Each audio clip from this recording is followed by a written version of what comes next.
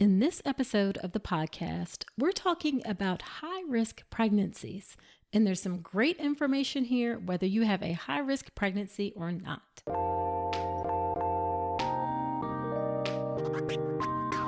Welcome to the All About Pregnancy and Birth podcast. I'm Dr. Nicole Calloway Rankins, a board-certified OBGYN physician and certified integrative health coach. Every week, I break down topics, share birth stories, or interview experts to help you have your very best pregnancy and birth. Quick note, the information is for educational purposes only and is not a substitute for medical advice. See the full disclaimer at ncrcoaching.com/disclaimer. Hey, welcome to another episode of the All About Pregnancy and Birth podcast. Today is the first episode where I am interviewing an expert guest, and we have quite the expert guest for you today. Today I'm interviewing Dr. Keisha Reddick. Keisha is a board-certified maternal fetal medicine doctor and also a dear friend. I mentioned her in the last episode. She was with me during the birth of my first child. Now, Keisha's the youngest of 3 children. She was born and raised in Columbus, Georgia. She graduated from Spelman College, as did I. She also went to Morehouse School of Medicine. She did her residency training and fellowship training at Duke University Medical Center. That's where we met. And she's currently an assistant professor in OBGYN at Memorial University, Mercer University School of Medicine, the Savannah campus. There, she serves on hospital committees, and she's also active on community service boards within the Savannah area. She has 3 children, and she's married to Dr. Bonzo Reddick, who's the Associate Dean at Mercer University School of Medicine, Savannah campus. Now, this episode is a little longer than previous episodes, but I promise you it is worth your time. We cover a ton of great information, from what is considered high risk to genetic testing to what you can do to decrease your chances of having a high-risk pregnancy, to how Keisha takes a holistic, individualized approach to caring for her high-risk patients.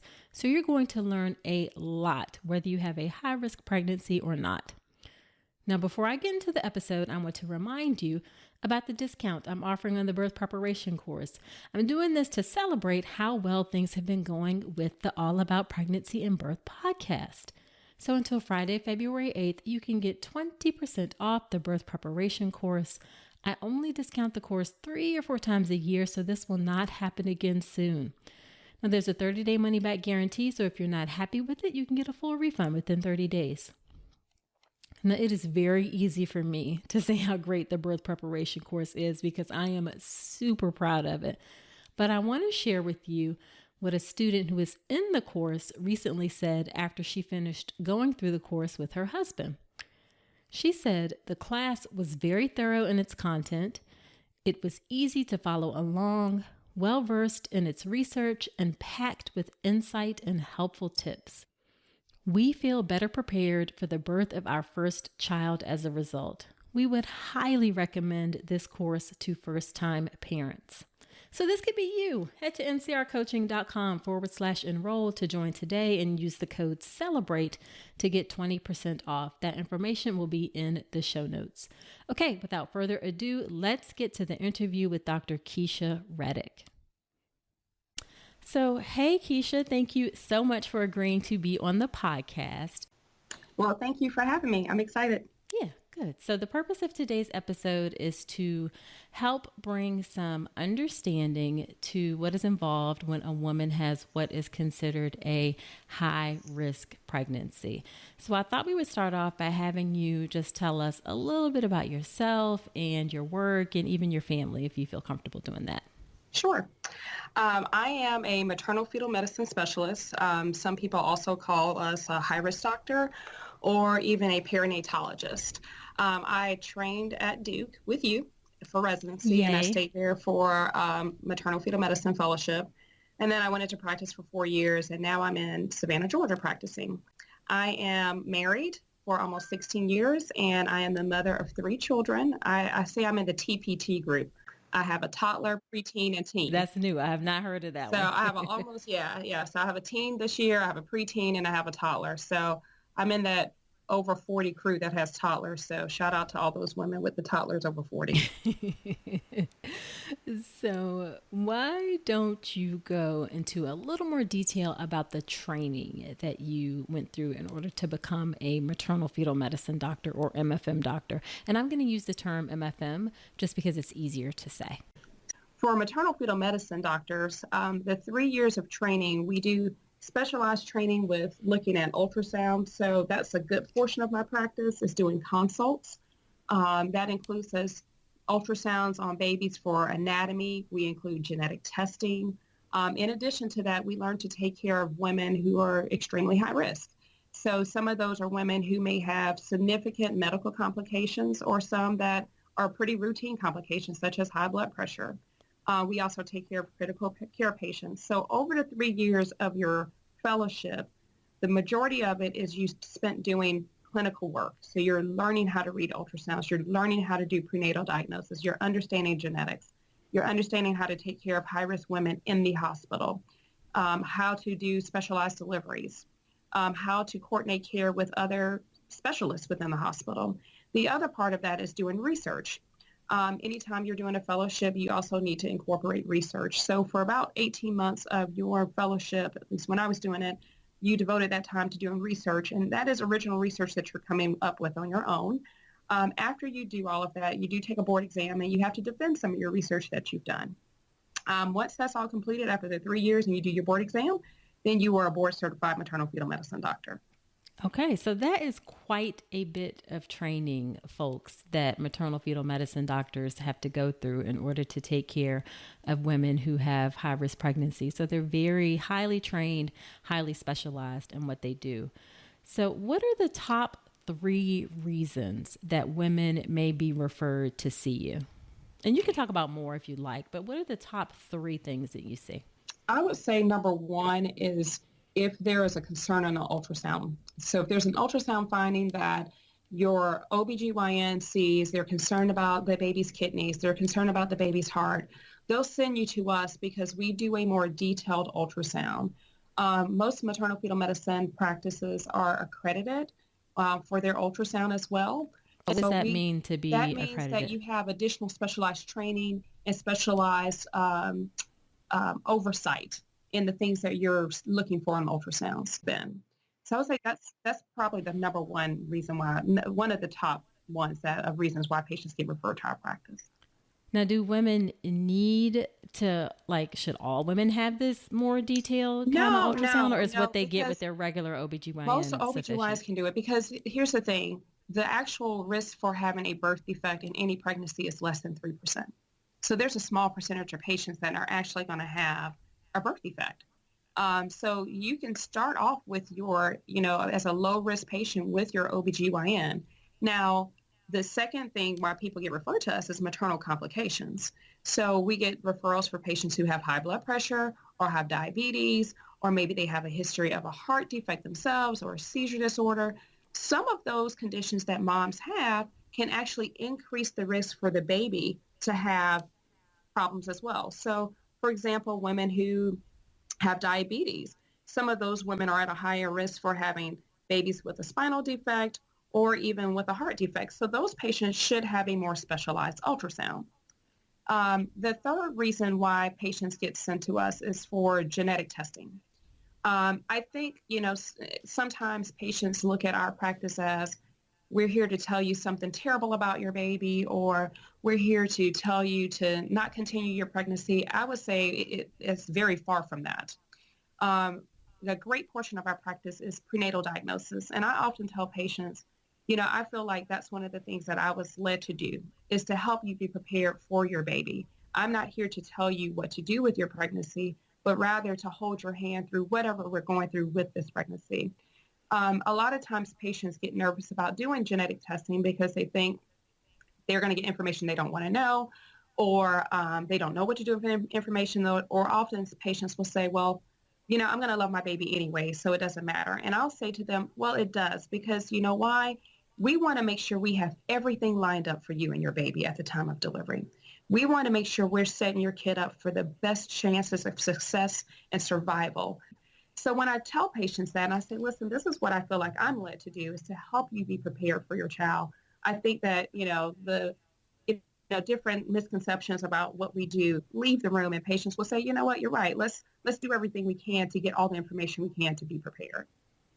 So by the time patients see you, just to kind of take a step back about the genetic testing, is it usually that there has been something abnormal that's been seen on ultrasound and then they're referring a patient to you to do genetic testing to see if that will give them any additional information about what's going on? Or are you just seeing like routine low risk women for genetic The testing? majority of our patients are advanced maternal age, which is defined as someone who is 35 or older at the time of delivery.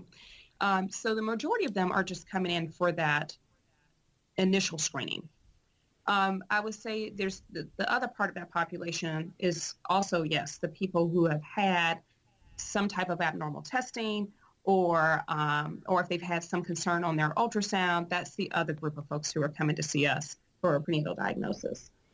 Okay, and we could probably talk about genetic testing on a whole nother Oh yeah, episode. we can spend all Um, day on that one. but just to recap, top three reasons usually are to do a more detailed ultrasound because there's a suspicion that something may be going on, or mom has a condition that puts her at higher risk, like high blood pressure or diabetes, or for genetic testing, and to talk through the options and what it means for that individual woman to get a genetic testing. Right.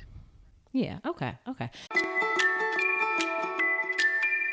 Let's talk about something most pregnant women aren't getting enough of: omega 3 DHA. The recommendation is over 200 milligrams a day, but less than 5% of pregnant women in the US meet that. That's one of the reasons I love Ritual's Essential Prenatal. It has 350 milligrams of vegan DHA plus other key nutrients like methylated folate and choline to support baby's neural tube development. As an OBGYN, I appreciate that Ritual goes beyond the basics. The formula is science backed, third party tested for heavy metals and microbes, and every ingredient is traceable. And the delayed release design, it's gentle on the stomach, something that really matters, especially if there's trouble with nausea during pregnancy.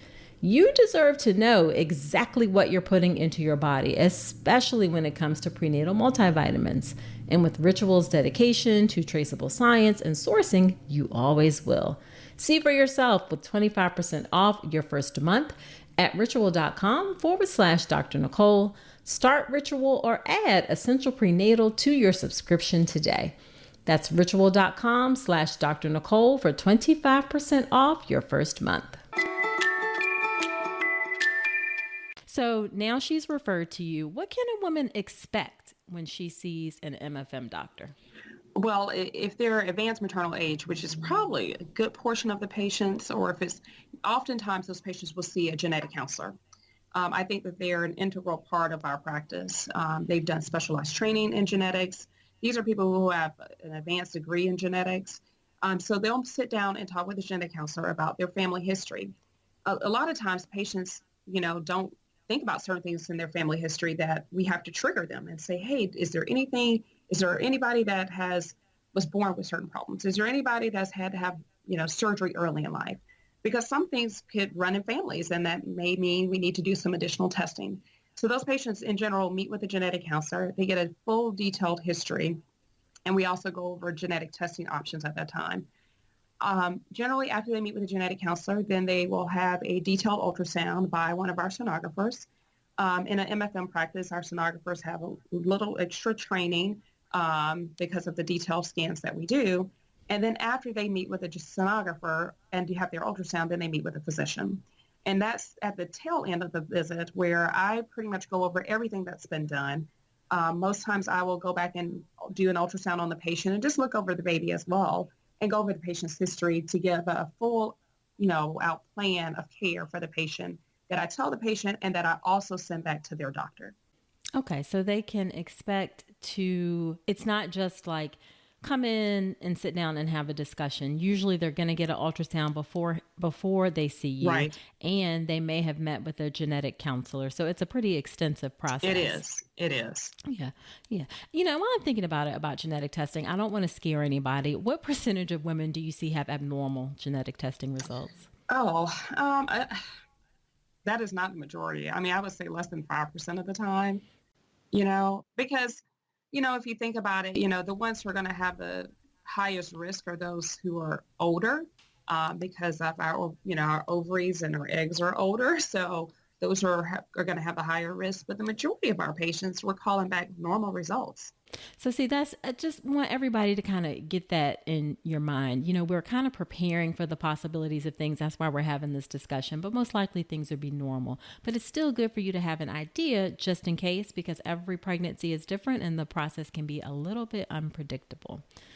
Okay, so what questions should a woman ask when they see an MFM doctor? And the reason I say that is because, I know you and your practice style, and you're a great communicator, but we have to be honest, not all doctors necessarily do a great job of communicating. And I've certainly seen on my side where women come back from seeing a high risk doctor and it's like they didn't understand half of what was going on.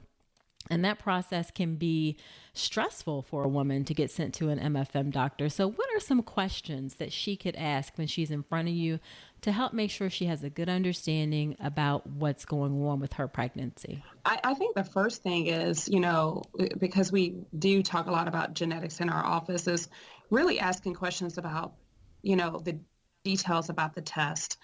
Sometimes, I think patients get the misconception that we can see everything on ultrasound, and we can't. We can't. Ultrasound diagnosis is not 100%, or that we can test for everything, and we can't. We can get pretty close to getting some information, but we're never going to be able to, say, oh gosh, we see everything on the baby. We can never give that complete confidence and say that all the time. That's a really good point. I mean, we've come a long way in technology, but there's a lot that we cannot say with certainty Right. about pregnancy. And there's things we see that we're not sure if it has clinical significance, because technology has gotten so much better. There's things we are seeing now that we didn't see before. So I think the first thing, I would ask is, getting specifics in terms of numbers. And I talk a lot in numbers with patients because I think that paints a bigger picture. So if I say, you had a genetic test and it showed that your risk for having Down syndrome is low, I could say that, but I'll say, you know what? It shows that in like 10,000 people, only one person would be affected. That's a very, very low risk. So I think, patients need to be clear about, well, what are the specific chances of based off of your ultrasound, Dr. Reddick, and based off of the testing, what kind of risk factors do I have at this point? I think for moms who have medical complications, I think that they need to be detailed about the specifics about their medical complication in respect to pregnancy. Will this cause me to have an earlier baby? Will I be able to get to full term? Should I have kids again? Is it risky for me to have any future pregnancies? I think those are all valid things for patients to ask. And I guess I'll say, you mentioned that sometimes when patients leave a high-risk doctor, they don't recall a lot. And that's, I think, often happens, especially when we have a patient that may have a more complicated ultrasound finding where even I feel like, wow, I've just hit this patient with a ton of bricks. I wonder if they process some of this. So a lot of times what we will do, and I will say our genetic counselors do a great job of this, is calling patients back and checking in with them and saying, hey, I know there was a lot that we discussed the other day. We just want to check in with you and see if you have any questions, now that you've had some time to think about everything, or would you like to come back sooner than your last appointment so that we can sit down and talk about it all over again? Well, that's really good to hear, because for sure you may get hit with just, even if it's just something that's not that complicated, a lot of information at once. So the opportunity to go back even sooner than you anticipated and kind of refresh things is really, really, really important. I mean, it's overwhelming. It's sure. overwhelming. I mean, you come in getting an ultrasound thinking, I'm just getting this ultrasound, and then you walk out with devastating news. Or, for some patients who have certain medical complications, it's managed differently during pregnancy. For example, diabetes.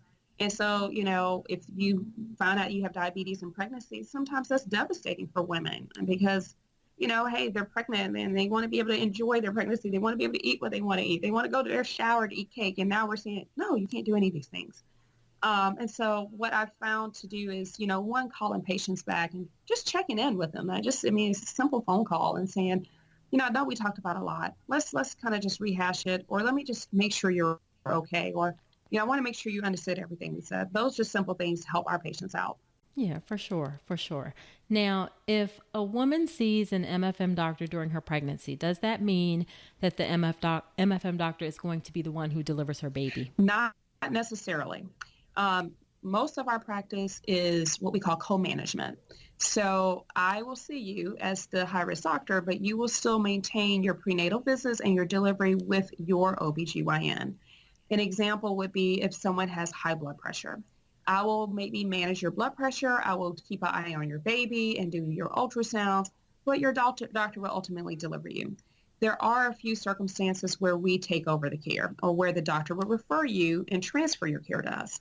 And those would be, let's say that we're anticipating a preterm delivery and the hospital you deliver at doesn't have pediatricians to take care of babies that young. So in that case, that patient will become our patient. Or if it is a baby that has certain complications or birth defects that need to have surgical repair after delivery or need to have a neonatologist involved, those patients will become our patient. But for the majority of the patients, we like for you to stay with your doctor. Your doctor wants to stay with you. You want to stay with your doctor. So we respect that. And there's only a smaller population of women that we need to take over their care. Okay, so that's good to know. Women will be able to stay with their own doctor the vast majority of time, and it's like you said, a co-management situation. Right. Right, now the next question, and this one is kind of a pet peeve of mine. I'll let you respond, and then I may add my 2 cents afterwards. But are all high-risk pregnancies the same? We use that term pretty much for anybody who sees an MFM doctor, but are all high-risk pregnancies the same? No, and it's just like I said at the beginning. I consider there's high risk and then there's high risk. So I have like the smaller high risk bubble in my head, which is, maybe the patient who is 36 years old. She doesn't have any medical complications. She's fine. She doesn't have any, significant history of surgical issues. Those patients are probably going to have an uneventful pregnancy. But then we have those who are in a different category of high risk where it's concerning for them to even have any future pregnancies. So, if I have a patient that has a very complicated cardiac history, that is a totally different patient. That's a totally different management during their whole pregnancy. So I think that, a lot of times when patients come in, they're like, oh my gosh, I'm going to see the high risk doctor. I'm like, yeah, but you're only high risk because of your age and you're otherwise a healthy person. So I don't really consider you super high risk, but certainly there are people who meet that category. And oftentimes those are people who need to see an MFM for the rest of their pregnancy and for any future pregnancies should they decide to have babies in the future. Okay, yeah, so that's one thing. I mean, you touched on both of the things that I see. I see a woman who may be considered high risk because she has, like, say, diabetes during pregnancy that's very well controlled. She's doing fine with just diet changes, but she's kind of like adopted this I'm high risk, I'm high risk, I'm high risk. Yeah. And I want to say, like, just step back Right. from that. Like, yes, you have a little bit, I don't want you to get wrapped up in that Right. term because most likely you are going to be fine. Right. But then on the other, and not, I mean, like very, very fine, normal, uncomplicated delivery. And then on the other side, you have some women who don't necessarily appreciate that they are really high risk. Right.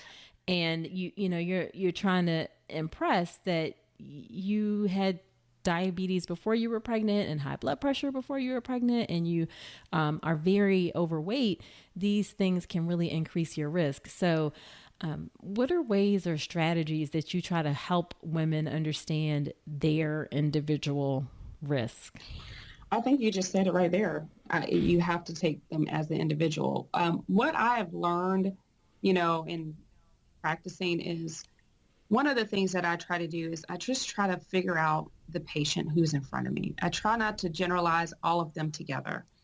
I try to think about how can I make a difference for this person sitting in front of me? How can I, make sure that they are comfortable with me and understand everything that's going on. And a lot of that is being patient with them, you know. Um, and sometimes it means you're spending a lot more time. And I give the example of the patients with diabetes because, again, I think that is extremely overwhelming. I mean, you're, okay, now you got to stick yourself 4 times a day and check your blood sugar. And, oh, by the way, you can't have this. So a lot of times I'll say, tell me what your day is like. Tell me what your start of the day is. Tell me, I want to know what your life is like. And let's see how we can implement things at a little bit of things at a time, as opposed to overwhelming you with all of this at once. And so I think that tends to work better than, me just trying to beat down on a patient. You need to do this. You need to do that. That doesn't work. They're not my children. And so I have to kind of see things from their, viewpoint. And that way I can have a little bit better understanding of how I should approach them and how I can make them more comfortable and clearly understand what's going on. I usually, like I said, I just a lot more patient with them now, and try to really think about their day-to-day life and how I can help them have control over their current situation. So it's obviously important to you to connect with each woman as an individual and really to try to provide her the best information and optimism or realistic picture of what's going on. You're not grouping women all together. You're really taking an individualized approach, which is key. Right. Right. Otherwise, you'll start to generalize and stereotype all of them. And you can't, I mean, that's wrong. That's not good care. Absolutely or not. you'll get frustrated. Some people get frustrated with patients. Oh my gosh, why didn't she do this? Well, let's step back for a second. Okay. Let's think about what her life is like right now. I want you to imagine what her day-to-day life is. Because in our practice, we teach residents. So, a lot of my teaching is, very much clinical work and academic work, but some of it is also me teaching you how to be a good doctor, how to be a good emotional doctor, and looking at the patient, not just from what you see on a piece of paper, but rather their entire life. Hey, she's working 2 jobs. Let's see if we need to write a note for her job, tell her she needs to take breaks. Let's figure out what we can do to implement. She's in school right now. Does she have to do this at this time? Really trying to helping the patient figure it out, because they can't. Sometimes they can't. It's too much. It's too much for them to handle. It is a lot. Right. Well, I hope that warms my heart to hear that you are teaching other doctors to be that way, because that's a critical skill that we all need as physicians, for sure. What does being high risk in one pregnancy mean for being high risk in a future pregnancy? I think it would depend on what made you high risk. If it is, starting off with a baby that had a birth defect, if it is something that's genetic, that may make you somewhat high risk the next time, because you may have a risk for that occurring again, which is why, we like to get some genetic testing on patients, because we like to be able to have a conversation about what's the chances of this happening again. If it is certain medical complications, things like high blood pressure or diabetes, as we get older, those risks increase. Okay. So, for patients who are otherwise well controlled, that's great. But as our bodies get older, as women get older, the risk can increase. So you may not be as high, may not be severely high risk, I guess, if that's a word, but there's going to be some aspects of your pregnancy that might be a little bit different. So, if a patient has seen a high-risk doctor before in the past, oftentimes they'll see us for a consult again, which I think is completely reasonable. Like if a patient's had a prior preterm birth, they don't necessarily need to have me as their doctor, but we need to have a discussion about things we need to monitor in this current pregnancy to make sure you don't have another preterm birth, or if we can decrease those risks for you having a preterm birth. So again, that individualized approach. It's very possible that you, depending on what it is, you may not necessarily be high risk in the future again, or you may be, or there may be some in between where you just have a conversation about things. So again, that goes back to that individualized approach, but it doesn't necessarily mean that once high risk, always high risk. No, always high risk. No. But I think it really does depend on what has happened in the prior pregnancy, and oftentimes, again, the majority of them are patients who we will see for a consult and we'll give recommendations, and they don't necessarily have to come back. Okay, good. Now, what are things that women can do to decrease their chances of having a high risk pregnancy? Well, I would say before you're even getting pregnant, being healthy going into a pregnancy is key. So, Crucial. and some things we can't fix or change. So, for people who have things like high blood pressure, optimize blood pressures beforehand is key. For patients who have diabetes, optimizing your blood sugars before getting pregnant is key. So I think, if you're having certain medical complications going into the pregnancy, making sure before you conceive that you are in a healthier state is important. I'm a big proponent of working out.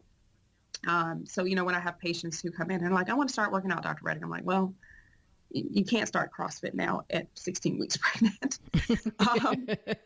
You're like, I'm with you. We can work out, but maybe we're not not doing CrossFit. that. Yeah. But I think if patients, implement something, if it just starts with just walking, if you're just, I'll even tell patients, it's hot. It's hot in Georgia. It's real hot in the summertime. Go to the mall. Just go to the mall and walk up and down the mall just once. That's all you have to do. Just something simplistic, something that you can put into your day-to-day life. Eating healthy, I think we're all a victim of running around, being busy, kids or no kids, work, we don't get the best things in our bodies. So I think trying to implement that. In terms of things with genetics, there's nothing you can do about that. We are who we are. When things form, they form. There's nothing we can do about that part. Right. Making sure women who are anticipating pregnancy are taking prenatal vitamins or a vitamin that has some type of folic supplement, which most standard vitamins do. So I think that's key because, there's a risk for spinal defects with low folic acid. And aside from that, really is optimizing your health if you can before you're pregnant. Yeah, just doing the best you can. And I have to say, I know that this is an ongoing discussion. We in OBGYN do not necessarily do the best job that we can of taking care of women in between pregnancies. Mm-hmm. We kind of do a 6-week checkup and then, bye, see you later until next year. Yeah. So we have some work to do on our side about supporting women so that they can take care of themselves better. But I can't overstate how important what Dr. Reddick is saying, what Keisha's saying is that we just got to take care of ourselves in general. Yeah. And that help, taking care of yourself between pregnancies, before you get pregnancies is so crucial because a lot of things happen in the very beginning of pregnancy. Mm-hmm. Yeah, there's a lot of, the baby all of the organs develop in the first trimester. Really, after 13, 14 weeks, you're just talking about a baby that's just growing, just getting bigger. Lungs are developing, but all of those major organs are developed in that first trimester. So, for women who, have certain medical complications, it's imperative that those medical complications are optimized. Diabetes is a critical one. It's imperative that your sugars are under good control before you even are pregnant. Plus, it also helps the whole overall outcome of your pregnancy, not just your baby being developed, okay, but also just you doing well during your entire pregnancy. And so the first step to a healthy pregnancy is a healthy mom. Yes. First, yeah. And we're not just talking about physical health, but also your emotional and mental health as well. I would, say that I think a lot of people don't realize how stress does a number on your body.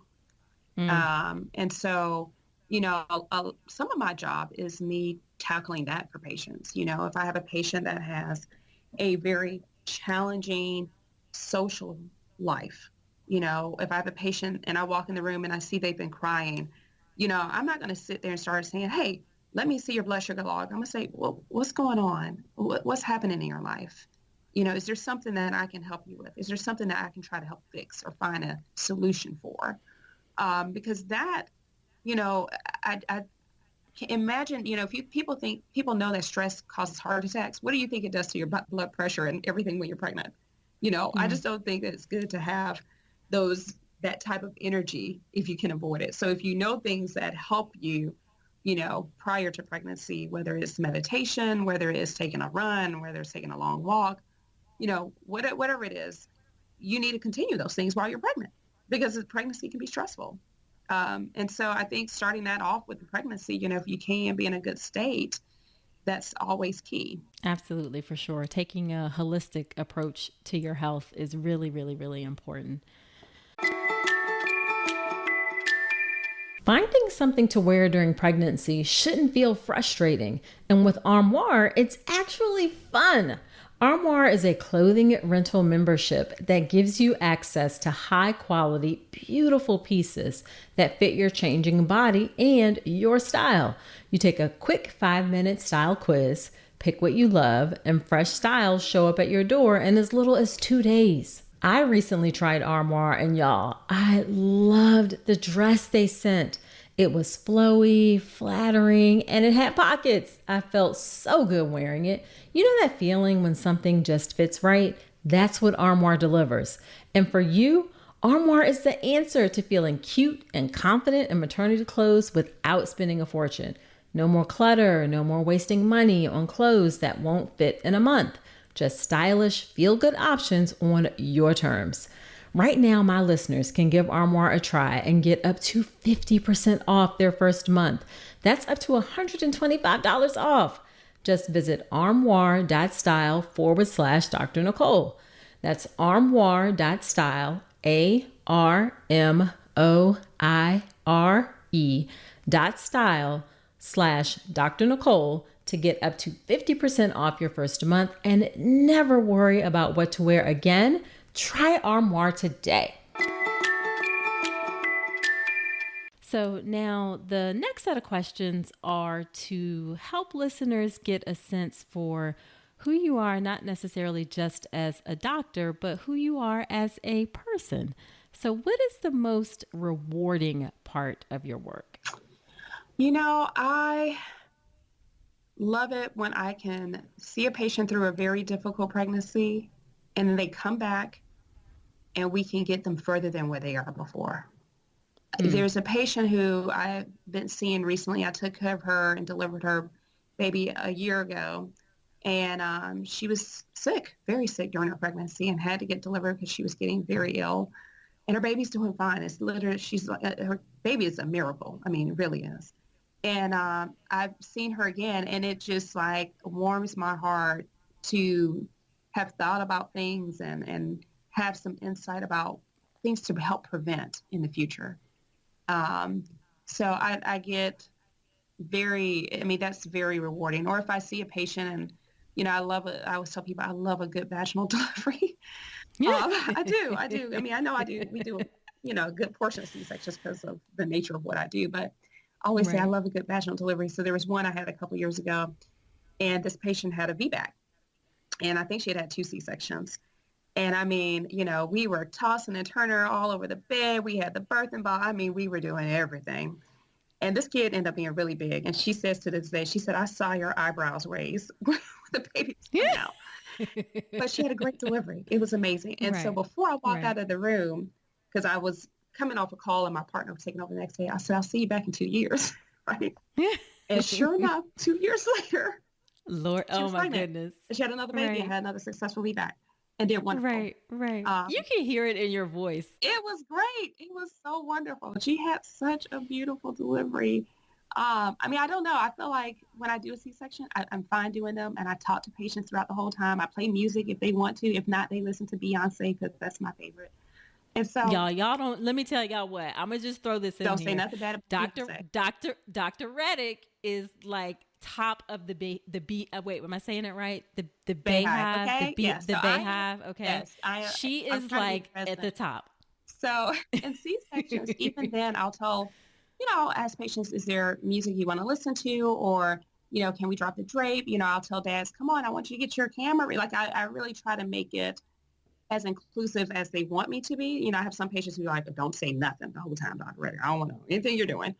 Right. But for the vaginal delivery, I don't know. I like to be there holding the patient's head and helping them. And, oftentimes I'll tell moms, I'll say, listen, you're so much stronger than you imagine. And, a lot of times when moms are in it, they're in the thick of it and they're like closing their eyes. I'm like, no, open your eyes. You're about to see this miracle right now. Like this is your one time seeing it. So yeah, I really do love having adoption babies. Yeah. Now, on the flip side, is there anything that's frustrating? What's the most frustrating part of your work? I think one of them would be the misconception about what we do as maternal fetal medicine doctors. I think patients or sometimes society thinks that we're here to tell you to not continue your pregnancy. And so sometimes patients come in thinking that that's what they're going to hear from me. And that's not what you're here. That's not what I'm here to do. That's not what my job is. What can be saddening is when, I have to tell someone some bad news about their baby. Right. When someone comes in, because we also we do ultrasounds for doctors patients who are low risk. And, here this couple is coming in here for their ultrasound and they're excited and they can't wait to see the gender. And here I am throwing them a ton of bricks. And that really, it sucks. It really does. It's terrible. And it never gets easy. No, ever. No, it never gets easy. Yeah, I know sometimes society gives this impression that doctors are like, we're uptight or, with our white coats on or whatever. But I can tell you the good ones and most, we get personally involved and you can't help it. It's just kind of the nature of the work. Right. And it never gets easy in this field to have to deliver bad news. No, never. On a higher note, what are you especially passionate about when it comes to pregnant women? Well, as of late, I've been really trying to hone in on disparities with women, our Black women in particular. A couple of years ago, I did a talk on maternal mortality rates, and it was rather astonishing to me because we had just moved to Georgia, and Georgia had the highest rates in the entire United States. And I was just baffled by that. And, I often wonder, and to be clear, that's women dying. That's in women pregnancy. dying. Yeah, either during or after pregnancy or after pregnancy. And so, I was shocked. I couldn't understand, like, how is this happening? And there's been programs that are being implemented to change these outcomes. But I thought, okay, it's not just because somebody's Black or, that they are a woman of color. It's not, there's something more to this. There's something more to why these women are getting sicker. And I'll use myself as an example. I had my last pregnancy when I was 37 and a half years old. And so I was advanced maternal age. My other two pregnancies were otherwise uncomplicated, got pregnant. First one was a vaginal delivery. The second one was a C-section because I stopped dilating and my baby was like nearly 2 pounds bigger. But we had tried to labor and so I had a C-section with that one. So this one I thought, whatever, we're having another kid. And I actually got very sick during my pregnancy. I had developed preeclampsia and the severe form of it. And my baby was extremely small because the preeclampsia had affected my placenta.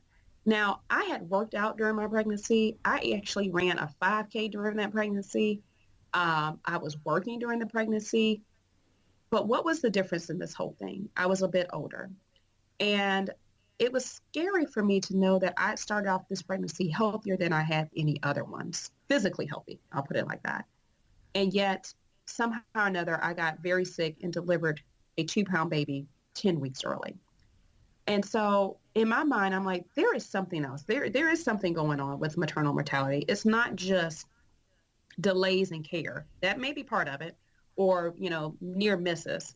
But there's something that's happening to women of color that's causing them to be at a higher risk as they get older and, start having children. And how to improve that. I mean, There's so much that goes into it. Like you said, access to care, there's stress, there's implicit bias or racism within our healthcare system. Again, a whole another podcast episode. Right. Now you talked about you just mentioned your personal experiences with pregnancy and childbirth, including having a preemie baby 10 weeks early who was in the NICU. That is something that we, I don't want to say unfortunately share, Right. but how has that experience, because I know that experience certainly influences me. How has that experience influenced you in your work? Oh, it changed a lot of things. Um, I don't think as a maternal fetal medicine doctor, I had a grasp on some stuff with the NICU, but never to this point until I had Juliana. Um, it's changed a lot of things. I think, I tell people I round with residents throughout the week. And when they have their didactics, which is where they do their educational section, they have lectures. I do what I call my personal rounds. And those are the rounds where I sit down a lot longer with patients and talk to them a little bit about my own experience of having a baby in the NICU, which has to be at the top two most difficult things that I have ever gone through. You can't explain. You just, You it's cannot very, explain it. and ladies, we're not trying to like bring you down or anything like that, because we have come through the other side of it and we have beautiful children as a result. But it's very difficult to explain how challenging, how hard it is Right. when you have a baby that's in the Right. NICU. And the crazy thing with my situation was I was on call. Okay. I was the on-call doctor when I got sick. Mm. And I was about to go into the hospital. And it just so happened my OBGYN, she was a general OBGYN, she, just happened to be at the hospital on call. And I called her and I told her what was going on. And so I came in and I was terrified. I mean, that's another thing. I realized I knew too much. And I realized how my patients felt like when you're sitting in the hospital waiting for something to happen. It's just Mm. like you're waiting for the foot to drop. When is it going to happen? Is it going to happen today? Is it going to happen tomorrow? Like your mind just can't rest. Um, and so, when I got to the point of delivery and I had this, 2 pounds is small. I don't know if people realize. I mean, it's 2 pound human is really tiny. But to see your own child that's 2 pounds, I was like, oh my gosh, is this my kid? Did this really just happen? Right. But I think one of the things that I've been able to do is really kind of bond with my patients a bit differently than I had in the Mm-hmm. past. And even my residents say, wow, you counsel about this so great. You talk about this so differently than your partners do, not in a bad way, Mm. but simply Right, because right, I've had the right. experience of it. I breastfed all of my kids. And for moms who have babies in the NICU, breast milk is critical. And, that was the one thing I could control. So I was just breastfeeding like all the time. I don't even know how I did it. I don't know when I slept, but I breastfed all the time. And so I am able to really explain to patients my own experience of what I did. And I'll have patients who call me back now and say, I remember you told me about these emotions you had. And I sometimes get jealous of other women who are still pregnant, or I sometimes miss having a baby shower. And I'm like, I know you do. I know it. I Mm-hmm. completely can relate to you. We don't, it's the things that you wish you had. And so I think, I'll be honest, when I was going through it, I remember people saying, you'll be a better doctor. And I remember thinking, what? I'm not a bad doctor right now. Yeah. I'm a great doctor. Um, but it has allowed me to have conversations with patients and give them hope and also be just very honest. I'll say, Right. listen, it's not going to be an easy road. I'm just being honest with you. You can call me personally at my office and I'll talk to you. I'll meet you at the hospital if you want me to. Like, it's tough. It's hard. I Um, mean, it's hard. I cried every single day, but yes, when my child was yes, in the yes, because it's NICU. hard to see the end in sight. And you just never, you never know how you're going to, they're so tiny. They're so helpless Right. and it's Right. unnatural. You're leaving a baby at the hospital while you go home. And for Right. us, we had Right. 2 other children who were in school. So, I think the nice thing that has come out of that, and one of the blessings that's come out of it, is me being able to communicate with my patients and talk with them, and they can see Keisha Reddick. Right. They don't Right. just see Right. Dr. Reddick. They see Yeah. Keisha Reddick, who has had the preemie baby. the one Yeah. who's had preeclampsia early, the one who's, I tell them like, hey, I was scared. I mean, for real, I was. And so I think that Yeah. they appreciate that. I don't want to, I remember some of those texts and being on the, Receiving it. as I've, the receiving it and how, that was a stressful time for you. Yes, So for sure. yes, yes. Yeah. So Yeah. I think it's been good for me to help my patients out who are going through a similar situation. Just to end, what is one piece of advice, the one most important piece of advice that you would give to expectant moms? I think number one would be, I want you to enjoy your pregnancy. Despite the discomfort, despite your fears, I want you to try to enjoy your pregnancy. This is the closest you and that baby will be. Because often, I never thought about that. yes, this is the closest Yeah. y'all will ever be. This is it. And so, when I've had patients who've had complications or losses from before, it breaks my heart because they are on eggshells during their pregnancy. They're scared. And I'll tell them, I'm like, okay, here's your homework. You're 28 weeks now. I want you to go and buy something for this baby. Just one item. Just go buy it. I want you to have some faith. Just go buy something and have faith that it's going to be okay. I want you to try to just one step at a time, enjoy your pregnancy. This is the closest you and your baby will ever be. I like that. I like that a lot. Well, thank you again for Well, being thank here. you for having me. This was great, and I know it will be super helpful information to the women listening. So, where can people find you if they're interested in seeing you as a provider, or I don't know if you do any social media or anything like that? I don't. That's probably a Not good for, thing. but I am located in Savannah, Georgia. I'm a physician here at Memorial Hospital.